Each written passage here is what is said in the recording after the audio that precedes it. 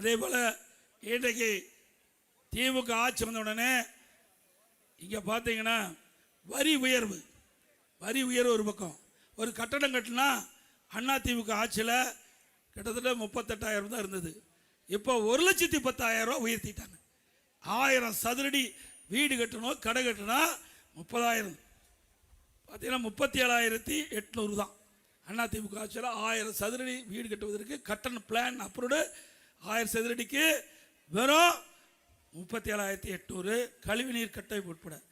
இப்போ திமுக ஆட்சியில் பார்த்தீங்கன்னா கிட்டத்தட்ட 1,08,000 ரூபாய் 1000 சதுரடிக்கு. இன்னைக்கு கட்டண அனுமதி பெற வேண்டும் என்றால் மாநகராட்சியில் 1,08,000 ரூபாய் கட்டணம் செலுத்துவோம். இப்படி கட்டண உயர்வு அதிகம். மீன்பிடி தடை காலத்தில் மீனவர்களுக்கு வழங்கப்படுகின்ற நிதி 8,000 12,000 உயர்த்தப்படும். மீனவர் கூட்டமைப்பின் மூலமாக அவர்களுக்கு தேவையான உதவிகள் வழங்கப்படும். அதோட மீனவர்களுக்கு மாதம் மானிய விலை வழங்கப்படும். டீசல் 500 லிட்டராக உயர்த்தி வழங்கப்படும். மீனவர்களுக்கும் ஏழை மீனவர்களுக்கும் வீடு கட்டி கொடுக்கப்படும்.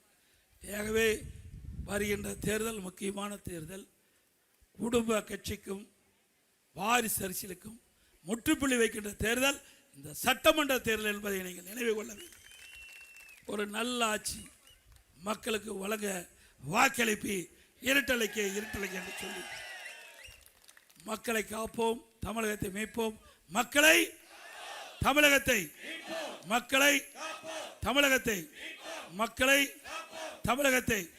ஸ்டாலின் மாடல் அரசு, பெயர் மாடல் அரசு. Bye bye Stalin. நன்றி, வணக்கம்.